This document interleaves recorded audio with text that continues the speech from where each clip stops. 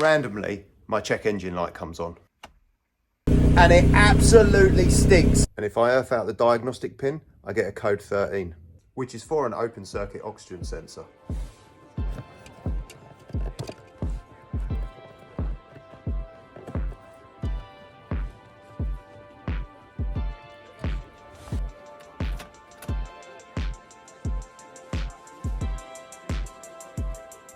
But we can do better than that because this vehicle has a 16-pin EOBD socket.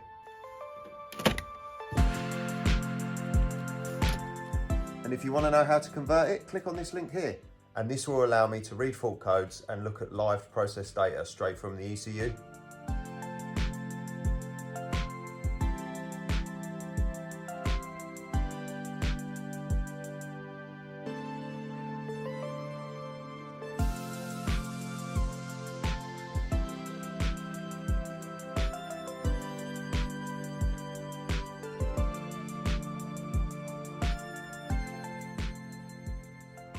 And I know what you were thinking, you were expecting to see long-term and short-term fuel trims, but this system is old.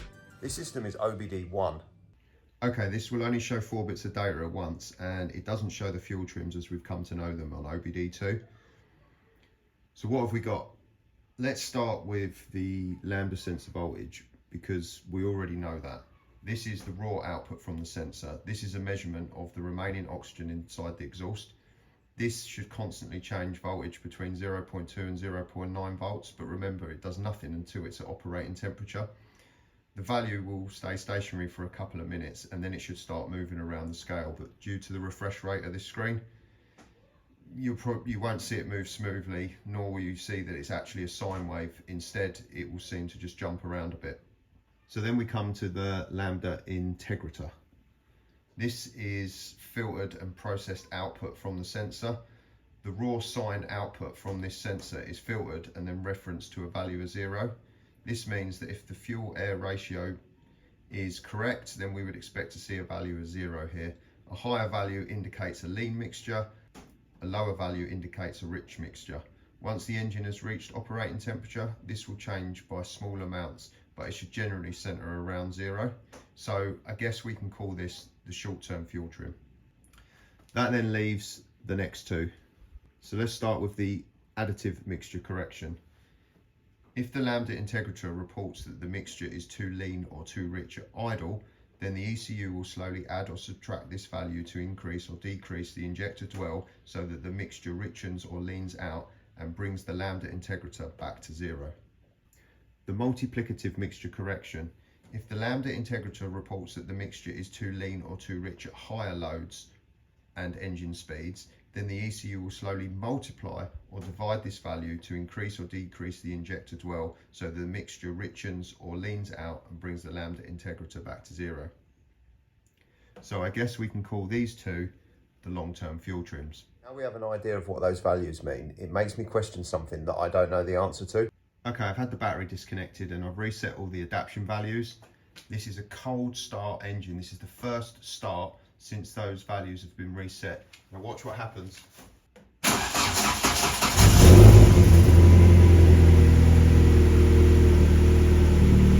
Instantaneously, you can see that the values went straight to 50%. Okay, so here's my question that I don't know the answer to and I'd love your input on it. You saw that when I started, the adaptions were set to 0. I'd had the battery reset and there was nothing there. When I cranked the engine, you saw instantaneously on crank that it set everything to 50%. Now, my question is my Bosch scan tool plugged into the Bosch Motronic 2.8 ECU, is it interpreting the mixture control on a 0 to 100 scale where 50% is technically 0, so 50% is lambda 1, 14.7 to 1 air fuel ratio, stereometric, perfect combustion. When you looked at the original screenshot, when it was reset, when the adaptions were reset, you could see that the additive mixture was at 0 and the multiplicative mixture was at 100. So obviously the middle of 0 and 100 is 50. So do we think that the 50% is stereometric and it goes on a 100 to 0 scale. Whereas OBD2, 0 is 0 and you go minus of 0 or positive 0 depending if it's rich or lean. I don't know the answer to that. I think that's what it's doing. Some of the early GM OBD1 models, they had a 0 to 255 scale and 128 was stereometric. So I think it's doing that. I think it's 0 to 150% is stereometric, but I'm not 100% sure. And if you know, I'd actually love someone to tell me. Anyway, let's get back to actually fixing this oxygen sensor. You can see that the lambda sensor voltage isn't really changing. It's stuck at 0.4, 0.5. It's not really switching. Now, we'll have to wait till the lambda sensor heats up.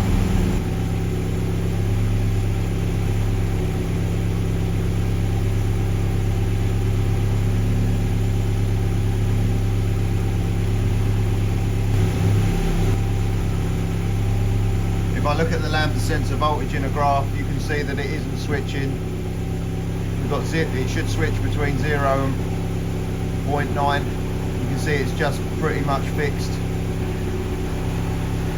Half a volt. The engine's been on now for about 5 minutes and the voltage hasn't changed. Also, you can see that the fuel mixture correction hasn't changed either. When you looked at the live data on the laptop, you could see that the oxygen sensor wasn't switching. Now, before I put an oxygen sensor in it, I want to make sure that the wiring is good and the integrity of the processor is good in the ECU. Now, this has a 3-wire oxygen sensor. There's 2 white wires and a black wire. The 2 white wires are for a heated element. So they put a heated element inside the oxygen sensor to warm it up quicker. Early sensors used to just use the exhaust gas to heat the sensor up, but it was inefficient. So they put a heated element in. That heated element can heat the oxygen sensor up really, really quickly and get it to work. Because like I say, an oxygen sensor, it will only work when it's hot. So for a heated element to work, it needs a power and it needs a ground. Now the first wire I'm going to check is the first white wire here, which is the earth. And if I back probe it and we look at the meter with it connected to battery positive, you can see we have 12 volts. So we have an earth there. But I want to make sure that that earth can carry a current. So with my test light connected to battery positive, I'm also just going to probe into here. You can see it light up, so I know that earth can carry a current. The earth to that heated element is good. The next wire I want to check is the power supply to the lambda sensor heater. Now, the power supply on this is fed from the fuel pump relay, which is only live when the engine's running. So for me to check a live here, I have to have the engine running. If I will need to put my meter on battery negative. I'll also put my test light on battery negative. I'll back probe that. You can see at the moment there's no voltage, but I need to start the engine.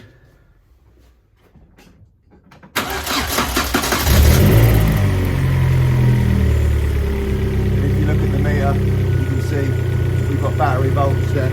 So there's a power supply to the heated element, but again, I want to make sure that power supply can carry a current.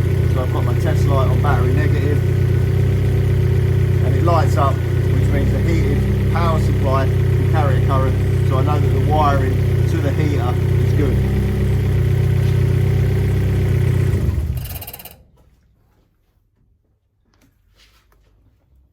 The black wire is a signal wire, and this is connected to pin 28 of the ECU. The lambda sensor, when it's hot, creates a voltage, and that voltage is sent down this signal wire.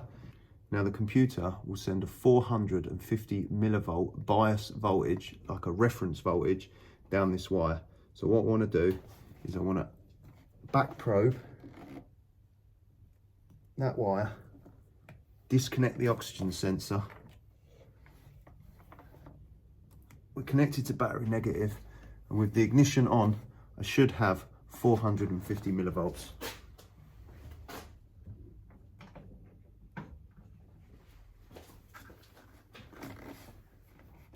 which you see I do. So that means the computer is sending a bias voltage to here.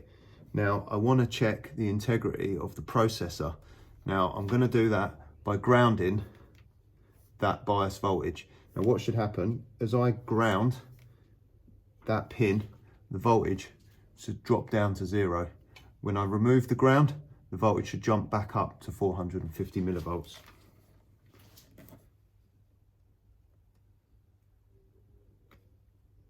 You see it does 450 millivolts, ground it, drops to 0. So I know now that the wiring from here to the computer is good.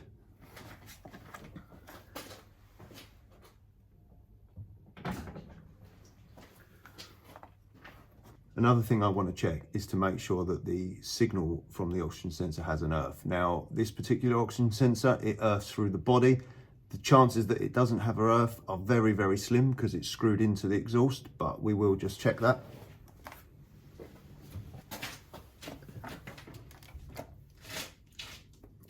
I'll put my test light on battery positive and I will lean down and I'll touch the oxygen sensor. And you probably can't see that, but it lights up, which means I have a good earth to the oxygen sensor. Let me see if I can show you that. If you look down there, as I touch the oxygen sensor, you can see it has a good earth. Now that I'm pretty sure that that oxygen sensor's dead, I need to get it out, which means I've got to go underneath the car. I don't have a ramp, which means I've got to jack it up and climb underneath it.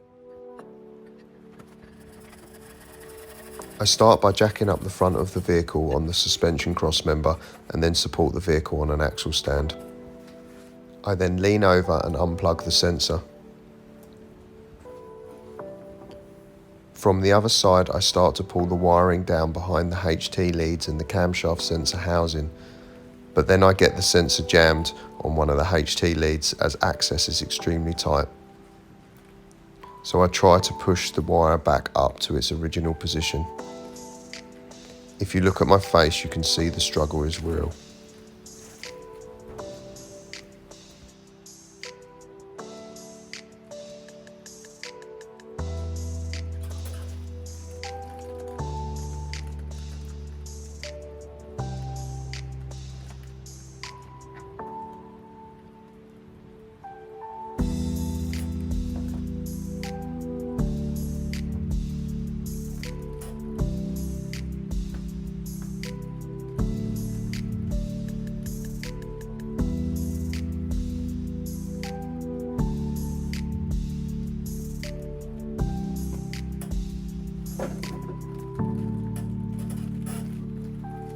Finally, I managed to free the wire and pull it out from above the bell housing. It's at this point I realise the cam cover is leaking oil, and that's something else I now need to repair. I then climb underneath the car and try and avoid the ladders that I stupidly left there. I can then use a spanner to crack off the oxygen sensor and start to undo it by hand, making sure to twist the wire as I twist the sensor. This is where I regret not putting gloves on, as the wrap around the exhaust is extremely itchy on my skin.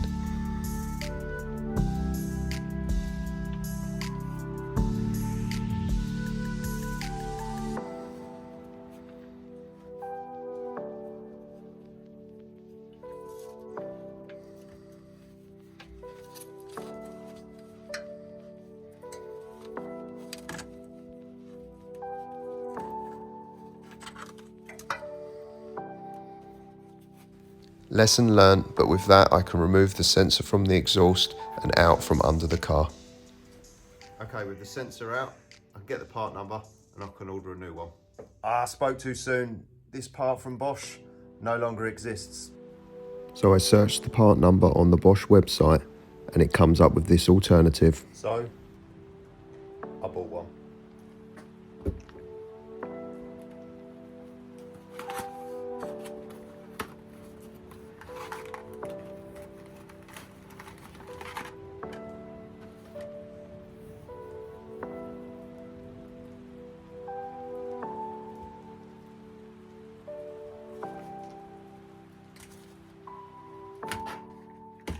Okay, what I'm going to do, you can see that the new one is shorter than the old one, and it has no plug on it, but that's all I could get. I wanted to fit a Bosch sensor on the Bosch system.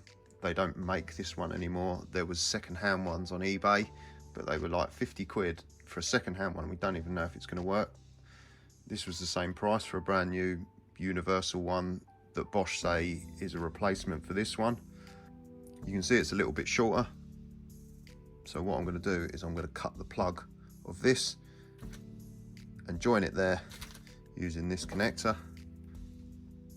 But I'm going to cut it ever so slightly longer so it's not as tight as it was previously.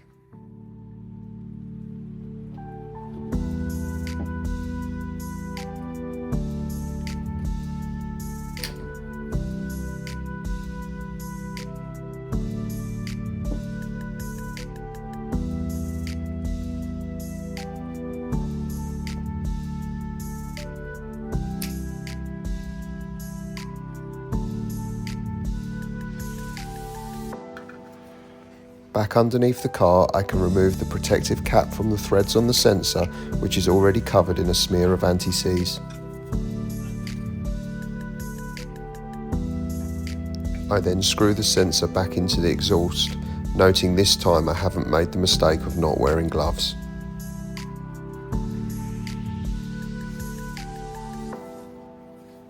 And again, I make sure that I twist the wiring as I twist the sensor.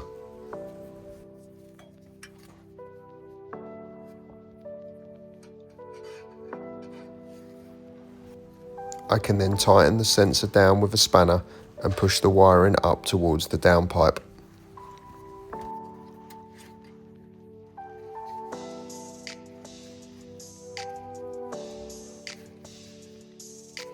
From the top, I can pull the wiring up and tuck it back up above the bell house into the original route that I had removed it from. I then let the car back down onto the ground.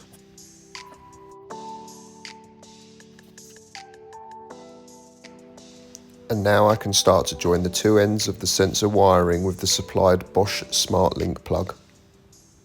Now I know what you're thinking. Why are you fitting that horrible big fat connector?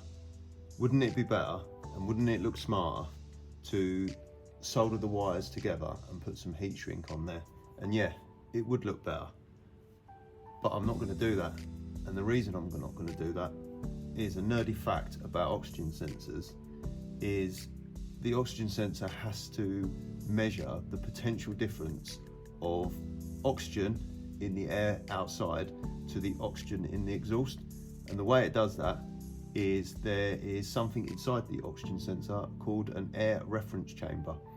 And the air reference chamber has fresh oxygen in there. And the oxygen actually gets into the sensor through the wiring. It actually trickles down and wicks down the wiring. So yes, your oxygen sensor breathes through its wiring. So if you solder that, you can get an incorrect reading on that joint where the air sucks in. Google it. It will blow your mind.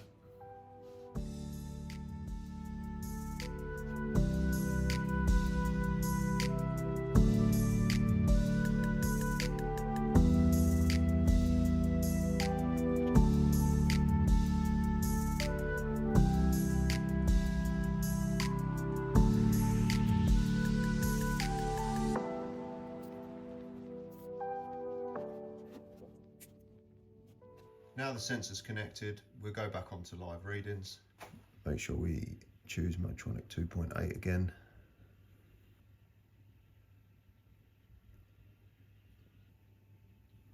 Okay, so this is showing the data from before. So let's start the engine.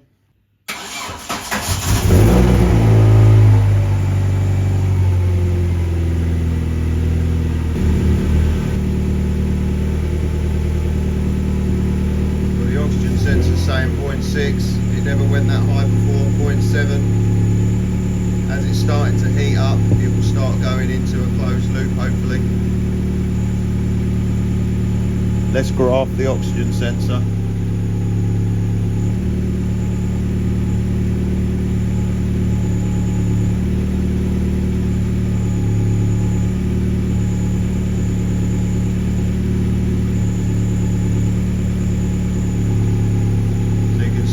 moment it's running extremely rich.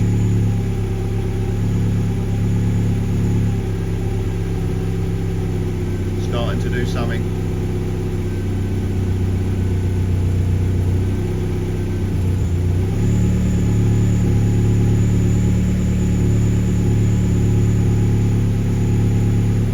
You can now see, as the sensor's warmed up, it's starting to switch between rich and lean. Lean here, rich here. We go back to mixture correction. You can see this is moving plus and minus of the 50, 51, 49, 51.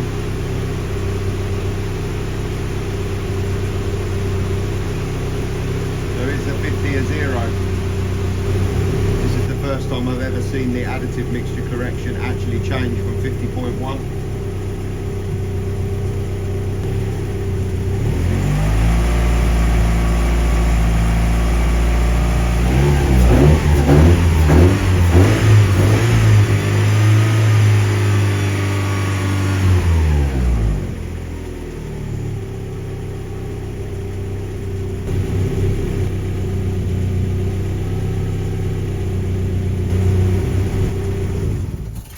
With the sensor now switching, the management light off, and when I scan for trouble codes they're 0, I'd say that was done. But I guess now we fixed the leaky rocker cover.